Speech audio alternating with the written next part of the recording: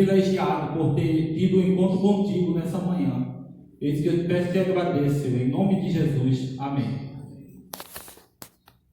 Querido, dia 8 de março é comemorado o Dia das Mulheres, né? Então eu quero dar parabéns a todas as mulheres da igreja, a minha esposa Elisandra, a minha filha Ruth, a minha mãe, a irmã Eunice, né? E que Deus abençoe a todos os demais aí e que vocês entendam um pouco e compreendam o quanto que vocês têm valor, né? Tem valor para a sua família e tem valor para o nosso Deus também. Porém, é lamentável que a violência tem crescido em todo lugar, né? Eu fiz algumas anotações aqui, que no meio de toda a população a violência tem crescido bastante, né? Mas aqui eu quero destacar a violência contra as mulheres, o que tem acontecido nos nossos dias, né? Eu sei que isso aí é antigo, né? Muito antigo, a violência, a discriminação, o preconceito, mas a cada 12 segundos uma mulher sofre algum tipo de violência, né? Seja a violência que está na lei 11.340, né? Que é essa lei que se chama Lei Maria da Penha. Que essa lei 11.340, ela se chama Maria da Penha porque a Maria da Penha é uma cearense que sofria muito na mão do esposo dela, tanto violência psicológica como violência verbal, violência física, todo tipo de violência ela sofria.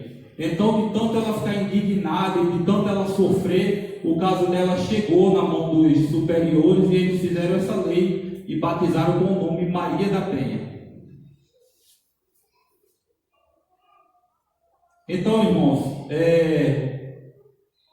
muitas mulheres, né, vítimas do feminicídio, que elas ficam até o fim com os esposos agressores, porque elas não vê outra saída, né? Elas não vê outra saída. Eu gostaria de falar rapidinho para vocês o testemunho de uma irmã nossa lá de Recife, uma irmã muito querida, me deu um branco agora o nome dela, a irmã Yara. A irmã Yara, o meu pai conheceu, a minha mãe conheceu, que ela sofria muitos abusos. Primeiro, a filha dela, a Manuela, quando criança, foi estuprada pelo próprio pai. O pai estuprou a filha e ele foi preso e ela dizia assim: não, ele vai mudar, porque ele vai mudar. E ficou aquela luta, ela acreditando que ele ia mudar. E quando ele saiu da cadeia, ele foi estuprar a Manuela de volta. Ela se atravessou no meio e ele deu várias facadas na irmã Yara, uma irmã muito querida. Eu lembro muito que ela sempre falava Josué 24:15: escolhe hoje quem se faz, porque eu e minha casa serviremos ao Senhor. Era o desejo da irmã Yara. Ela ensinava o filhinho dela, ao Manuel, a Manuela e os outros filhos dela, sempre estava ensinando esse verso. E ela perdoou o agressor, né? E ele veio e deu várias facadas nela. E ela sempre dizia para o meu pai, dizia para nós: a gente tem que perdoar, porque tem que perdoar. E ela perdoou. E depois que ela perdoou, com algum tempo, ele tentou de novo estuprar a menina. E ela denunciou. Quando ela denunciou, ele estava lá. Quando ele foi preso, ele disse: olha, quando eu sair da cadeia, eu vou te matar. Saindo da cadeia, eu te mato. E quando estava perto dele sair da cadeia, aquela pressão psicológica, tudo aquilo lá na mente dela, a irmã Yara tocou fogo nela, colocou álcool e tocou fogo, e foi para o Hospital da Restauração lá em Recife, e as pessoas iam visitar a irmã Yara e ela dizia assim, ela ainda falando, sorrindo, os irmãos cantavam os hinos que ela gostava de muitos hinos do Inário Adventista, e ela ali chorando, ela tinha esperança de sair daquele leito. Mas ela não saiu, irmãos, ela faleceu, ela sofreu, porque ela não se largou do esposo dela, do agressor, né? E veio a tirar a vida dela, não diretamente da última vez, mas foi pela pressão psicológica. Quando eu sair daqui do presídio, eu vou te matar. E a irmã Yara se matou. Então que Deus tenha misericórdia da nossa querida irmã, porque para Deus não há nada impossível, né? Irmãos, o CVD é ciclo de violência doméstica. Eu estudei aqui que é assim, olha, CVC é a rotina da mulher que vive em constante violência, né? C de ciclo, V de violência e D de doméstica. Ciclo de violência doméstica. A mulher, ela diz assim: não, mas eu preciso do meu esposo, né? Eu preciso dele, ele vai mudar. E né, a irmã Yara falava. Às vezes a mulher não tem nenhuma renda, né? E ela diz assim: não, mas eu dependo da renda dele para cuidar dos nossos filhos, né? E às vezes o marido está bravo um dia, no outro ele está bem calminho. Aí ela diz assim: não, tem alguma coisa errada, eu acho que ele não é tão mal assim. Aí vai ficando, até acontecer a agressão. É muito triste, né, queridos? Tudo isso que acontece. Agora eu baixei alguma coisa aqui no celular, para depois a gente entrar na palavra de Deus. Olha, diz assim, ó: são muitas razões que fazem com que as mulheres permaneçam com seus maridos agressivos. Medo, né? Ela tem medo. Os filhos também, a mulher pensa nos filhos, os filhos amam tanto o pai, né? E diz assim: não, eu vou continuar, meu filho gosta, minha filha gosta dele. E agora eu vou ler um pouco o texto aqui, vou ficar um pouquinho de cabeça baixa, mas meditem bem no que eu vou ler. Medo, filho, dependência financeira, dependência emocional e vergonha. Muitas mulheres apanham dos seus esposos e tem vergonha, né, de desfazer a família, porque aí vem a sogra e diz assim: não, mas por que você se separou dele? Né? Meu filho é tão trabalhador, é tão bom. E muitas são vítimas de circunstâncias dos próprios parceiros, né? Algumas circunstâncias que eles prendem elas são presas, chamado ciclo de violência doméstica, né? Por isso é que se submete a uma vida inteira de agressão. Explica a assistente social, a Tatiane Freire, a assistente social que falou isso, né? Esse ciclo é frequente na vida de milhares de mulheres no mundo, e é graças a ele que muitas sofrem nas mãos de muitos homens violentos por décadas. Tá vendo? Tem mulher que fica 10, 20, 30 anos sofrendo na mão de um homem agressor. Aqui conta a história, eu tive aqui do site adventista.org, que conta a história de uma mulher que ela foi casada por 25 anos com um agressor, desde a gravidez até o ano passado, né? Até o ano quando eu li essa matéria é de 2017. Ela foi vítima do ex-marido também, né? Por causa da dependência. E um dia ele agredia ela conta aqui, ó: um dia ele me agredia e me tratava com muita ignorância. No outro dia ele parecia um anjo. Veja aí, irmãos, como é complicado isso, né? Um dia ele agredia, me tratava com muita ignorância. No outro dia ele me tratava como se fosse um anjo. E eu cheguei a achar que estava louca. Pensava: como vou me separar de um homem tão bom assim, né? Ela desabafa, ou seja, a mente dela ficou em dúvida na mente dela, né? Um dia era agredida, levava um monte de surra, pancada, xingação. No outro dia o cara disse: nossa, eu te amo, você é a mulher da minha vida. Então ela ficava em dúvida, e às vezes ela se culpava, ela achava que ela que estava ficando louca, que o marido dela não era tão ruim assim. Então um dia inesperado, ele colocou toda a sua ira para fora, né? Meu ex-marido deu 3 facadas no meu filho, foi horrível. Foi por causa daquela situação que eu percebi o quanto eu estava aprisionada e infeliz com o relacionamento. Então ela procurou ajuda na igreja adventista. Ela foi abraçada, né? Foi na igreja adventista de Sorocaba, lá em São Paulo. A igreja foi fundamental no meu processo de recuperação. Além da influência positiva na minha vida, e nas dos meus filhos completa. Ou seja, essa mulher, ela teve, graças a Deus, ela teve sorte, né? Ela procurou a Igreja Adventista de Sorocaba e o Senhor ajudou ela e resgatou os seus filhos. E no site adventista.org diz que essa mulher hoje é uma mulher feliz junto com os seus filhos, servindo a Deus. Que maravilha, né, irmãos? Glória a Deus por isso. Nós vamos agora à palavra de Deus. Aí posso fazer um comentário? Posso fazer um comentário? Pode fazer, filho. Pode vir aqui. Ai, desculpa. A minha filha quer falar alguma coisa. Pode vir, fique à vontade. Desculpa me meter na... É porque eu acho que a opinião de mulher, já que ele está falando sobre isso, é sempre importante. E eu só quero ressaltar que relacionamentos abusivos são muito recorrentes. E a vítima não tem culpa. Todo mundo, quando ele falou da vergonha, eu lembrei do fato de que, ela apanha é porque ela gosta. Eu ouvi isso muitas vezes, e não é verdade. Uma pessoa que está no relacionamento abusivo, ela não sabe que ela está nesse relacionamento. O agressor, ele manipula e faz ela acreditar que ela é a errada da história, mas ela não é. E as pessoas em volta têm que perceber isso e ajudar ela a entender que ela está assim no relacionamento abusivo e que ela tem que sair disso. Mas ela vai demorar a perceber, porque ela está sendo manipulada, ela está sendo levada a acreditar que ela é errada da história. Meu marido me bateu, mas é porque eu fiz alguma coisa errada, é porque eu não deixei a casa totalmente limpa para ele, é porque, entendeu? E não é assim, não é assim, é um relacionamento abusivo e isso acontece.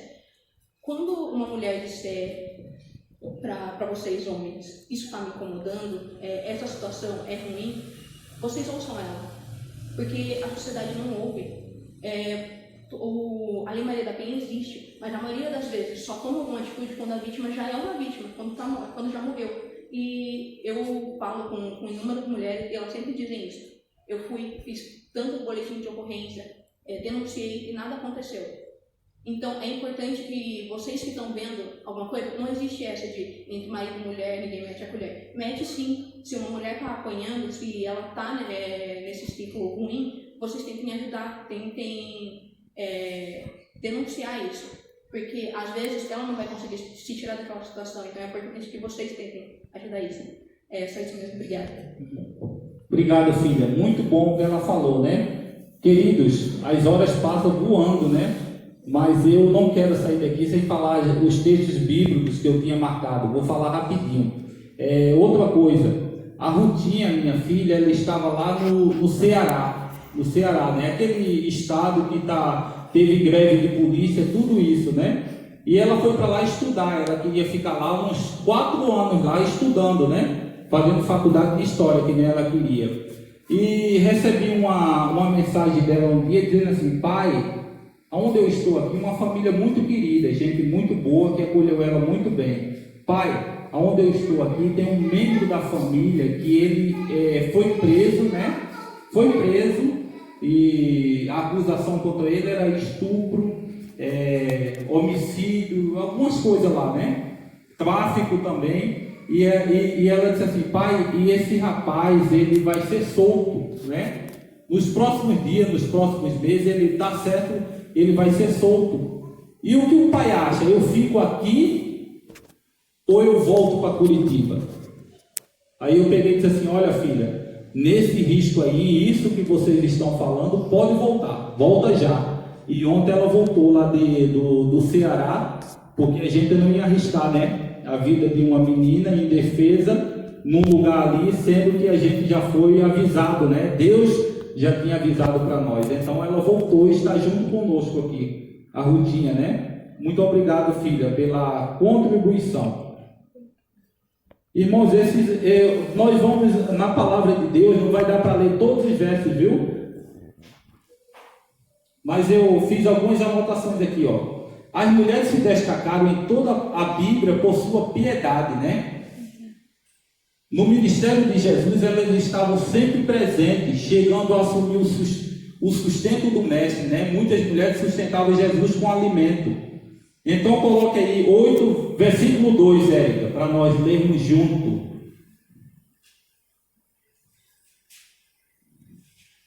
Lucas 8, verso 2. E também algumas mulheres que haviam sido curadas de espírito maligno, de enfermidade, Maria, chamada Madalena, do qual saíram 7 demônios. No contexto todo dos versos, de que essas mulheres, ela pegava as suas rendas e ajudava o Senhor. E essas mulheres que serviam ao Senhor eram as mulheres gratas a Deus, né? Porque já tinham sido curadas de espírito maligno, de enfermidade e de tantas coisas. Fala também, irmãos, a minha mensagem que a gente vai trabalhar agora é sobre que tinha algumas mulheres que o nome delas nem era citado na Bíblia, né? Por exemplo, mulheres que as pessoas não faziam, não tinham, na primeira multiplicação dos pães, dizia assim, tantos homens, 5.000 homens, né? Tirando mulheres e crianças, né? Então a gente já vê que isso aí já tinha um pouco de preconceito. Eu li também que na história alguns homens diziam assim, alguns judeus diziam assim, obrigado Senhor, porque eu nasci homem, não nasci mulher. Então tem tudo isso, né, queridos? Aí o Senhor Jesus veio e ele quebrou tudo isso, todas essas barreiras, ele acolhia, ele dava carinho, ele ajudava as mulheres. E a obra de Deus, sem as mulheres, o que seria, né? O que seria da obra de Deus sem as mulheres? Se 70% da igreja hoje são mulheres, né? Mulheres de oração, mulheres que buscam ao Senhor, mulheres que edificam a sua casa e a sociedade. Os anônimos na Bíblia são personagens que podemos dar você pode dar o seu próprio nome, né? Alguma coisa que você se encaixa ali naquela história. A mulher samaritana, queridos. A mulher samaritana está em João 4, do 7 ao 18, a história da mulher samaritana. A mulher samaritana foi surpreendida quando Jesus lhe pediu água. Por ser mulher e também por ser samaritana, não esperava que um homem judeu lhe desse esse valor. Mas Jesus lhe falou de uma satisfação completa que só Deus pode dar, né? Então João 4, verso 10. Coloca o verso 10 aí, Érica. Nesse verso 10, né? Revelou que a mulher procurava um amor que não encontrou em homem algum, né? O 10, o 17, o 18, primeiro Jesus valorizou ela. Jesus falou assim, se conheceres o dom de Deus e quem é que te pede, dá-me de beber, tu lhe darias, e ele te daria água da vida. Ou seja, ele viu que a mulher samaritana era uma mulher sofrida, uma mulher que vivia à margem da sociedade, e ele foi lá resgatar ela, né? Quando ele chegou assim, foi conversar com ele, os discípulos chegaram e disseram, nossa, mas Jesus conversando com uma mulher, né? Porque as mulheres antigamente eram assim, eles nem conversavam com mulher nenhuma, diziam assim, não, deixa para lá. E ele foi lá e procurou e foi conversar com a samaritana. E o verso 17 e 18, irmão, diz assim, que o Senhor revelou que ela procurava um amor que ela não encontrou em homem nenhum, né? Mulher, cadê teu marido, né? Aí ela começou a falar, pode colocar o 17, Érica, e 18. Ao que ele respondeu à mulher, não tenho marido. Replicou-lhe Jesus, bem disseste que não tenho marido. Agora o outro, Érica, porque 5 maridos já tiveste, e esse que agora tens não é teu marido. Isto disseste com verdade. Então Jesus estava diante de uma mulher de que ela já tinha procurado ser feliz em tantos relacionamentos, em tantos casamentos, né? E só encontrou a verdadeira felicidade quando se encontrou com Jesus. Eu até falo assim, que a história minha de Elisandra se confunde muito com essa história aí. Porque Elisandra, ela arrumou uma pessoa, não deu certo, outra não deu certo. E eu também tive essa carreira com um monte de casamentos fracassados. Mas quando a gente encontra Jesus de verdade, é que Jesus restaura a nossa vida sentimental. Irmãos, o que vocês acham da história de João 8, 3 ao 11, que a gente não vai ler porque já está indo embora as horas. A mulher pecadora, né? Imagine, a gente leu ali, mulher samaritana, ela tinha nome sim, mas o relato bíblico, olha, a mulher samaritana, né?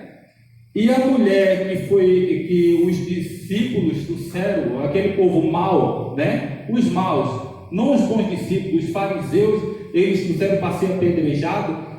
A palavra de Deus não diz o nome dela, só diz assim, a mulher pecadora, né? E eles trouxeram ali aquela mulher, os fariseus que trouxeram, né? Os fariseus queriam motivo para confrontar Jesus, e para isto usaram uma mulher. Seu prazer em apedrejá-la seria tão grande quanto a vontade de contrariar Jesus. Quando chegou ao final de uma rua, puxaram aquela mulher que realmente estava em flagrante, estava em adultério. Mas quem é alguém para tirar a vida de alguém por causa disso, né? Ela poderia ter uma segunda chance. Trouxeram a mulher assim, arrastaram o beco adentro. Quando chegou no finalzinho da rua, do beco, ela disse, pronto, agora estou perdido, né? Mas ela encontrou Jesus que a defendeu, né? Ao final do beco da rua, ela disse, minha história vai acabar aqui. Mas eu encontrar com Jesus que a defende a mulher e não permite que ele atire pedra. A mulher que seria apedrejada apresenta tantas mulheres hoje da sociedade que são perseguidas devido às circunstâncias sociais, familiares e econômicas. São induzidas ao erro e depois são descartadas pela sociedade. A história da mulher perseguida muda quando se encontra com Jesus e passa a ter um defensor. Então a palavra aqui é Jesus defende as mulheres, né? Jesus só disse, olha mulher, vai em paz e não peques mais. Mas Jesus, ele não autorizou o apedrejamento da mulher pecadora. Ele deu uma oportunidade, uma segunda chance. Agora vamos, irmãos, para a mulher a viúva pobre, né? A viúva pobre, Marcos 12. Vamos ler Marcos 12, 42 e 43. Marcos 12, 42 e 43 fala sobre a viúva pobre. Uma mulher, né? Vindo, porém, uma viúva pobre, depositou 2 pequenas moedas, correspondentes a um quadrante. Ou seja, aquela mulher, ela trouxe uma oferta tão insignificante ali, humanamente falando, que ela veio até um pouco envergonhada. Ela veio assim, olha, todos os ricões ali levando muito dinheiro, e ela veio ali e colocou bem devagarzinho aquela moeda. E Jesus diz assim, olha, essa mulher foi que deu tudo, né? Deu mais. E o que acontece, irmãos? Que naquele tempo tinha muitas viúvas que serviam a Jesus. Muitas, demais. Devido à guerra, doenças incuráveis, muitos homens morriam cedo, deixando milhares de viúvas. E essas mulheres ficavam desamparadas pelo governo, pela sociedade, tendo que mendigar para se alimentar e cuidar da família.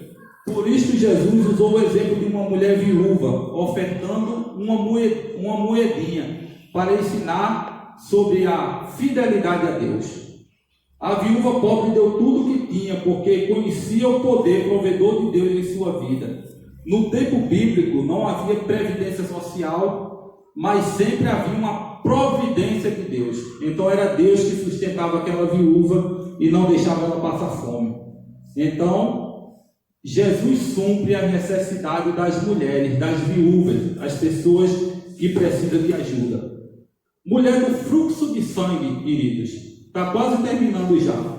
A mulher do fluxo de sangue, a mulher que sofria 12 anos, está lá em Mateus 9, 20 em diante, né? Mateus 9 é o 20 e 22 que eu anotei aqui. A mulher que sofreu 12 anos com fluxo de sangue estava entre as pregações mais repetidas nos púlpitos. Até hoje, prega muito sobre a mulher do fluxo de sangue. Seu exemplo de busca, coragem e fé nos inspira profundamente. Ela não desistiu até conseguir tocar em Jesus. É uma mulher que ela foi persistente. Irmãos, imagine, né? A mulher, ela tem muitos problemas hormonais. Isso aí muitas vezes nós homens não entendemos. Eu como homem às vezes não entendo, né? Problemas hormonais e tantos outros acompanham uma mulher por toda a sua vida. Por isso essa mulher representa tantas outras mulheres anônimas que sofrem sem poder dizer o que acontece.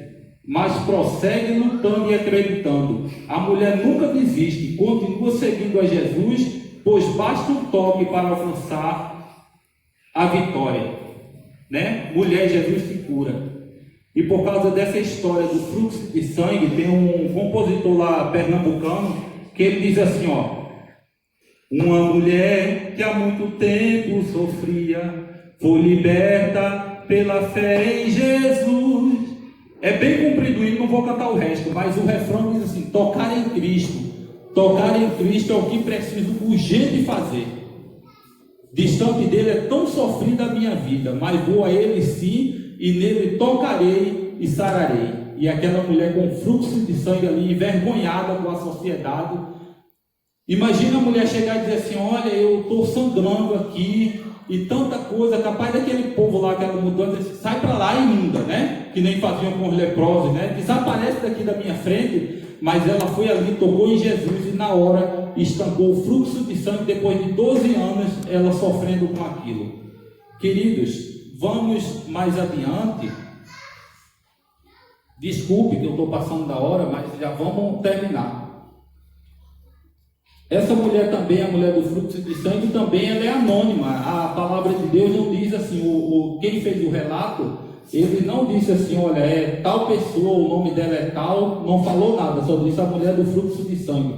A mulher encurvada, está em Lucas 13. Lucas 13, 11 e 13, que eu marquei aqui. Aquela mulher que ela estava encurvada, cacunda, ela foi para o templo adorar a Deus, ela estava lá adorando a Deus. E o Senhor disse assim, olha, tem uma mulher aqui no nosso meio que ela está doente, né? O espírito, 18 anos o espírito mau, ela perseguia aquela mulher e ela ficava encurvada. E o Senhor a curou, né? E quantas vezes, queridos, essa mulher representa as anônimas aqui do mundo, né? Do Brasil, mulheres que às vezes têm que fazer uma carga horária forçada, trazendo para o lado nosso, né? Mulheres que muitas vezes têm que levar, na minha época, minha mãe levava uma trouxa de roupa na cabeça para lavar no rio, enorme, maior do que ela. Minha mãe desse tamanho assim, ó, levava aquela trouxona de roupa pesada, ficava assim, ó, tremendo, carregando aquilo lá. Muitas vezes tinha que cortar lenha. Isso aí é tudo do contexto do serviço, quanto que as mulheres sofriam. E a mulher encurvada, ela foi curada por Jesus, né? E até as pessoas dizem, nossa, mas está curando no sábado, mas no sábado é um dia de cura. E Jesus curou ela, foi no dia de sábado. A sogra de Pedro, irmãos, outra mulher anônima, a gente lê na Bíblia sobre a sogra de Pedro, né? Pedro falou mais de Pedro do que na sogra. Uma simples, ela teve febre, né? Fala que era uma febre, então era uma febre muito forte. E ela era uma pessoa que servia a Deus. A palavra de Deus diz assim, está em Lucas 4, 38 e 39, foi 2 versos que eu destaquei aqui. Lucas 4, 38 e 39. A sogra de Pedro possivelmente não seria lembrado se ela fosse somente sogra de Pedro, mas ela era uma serva de Deus. Ela era temente a Deus. Por isso Jesus se compadeceu dela, né? Porque ela clamou ao Senhor e teve fé e foi curada. Então, queridos, destacando essas mulheres que eu falei, né? Começando a samaritana. Eu falei da cananeia, não, né? Também teve a história da mulher cananeia, uma mulher que era de origem estrangeira. E ela se encontrou com Jesus, né? E ela insistiu. A mulher cananeia, ela está em Mateus 15, 21 a 28. Mateus 15, do 21 ao 28. Os judeus se consideravam um povo puro e separado de outras nações. Mas em Israel havia muitos estrangeiros, como esta mulher, Ciro Fenícia, né? Uma mulher que ela era muito distante.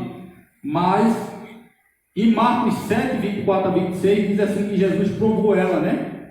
Jesus até falou um negócio um pouco pesado assim, mas para provar a fé dela, né? Então, vamos ler aí Marcos 7, 24 ao 26.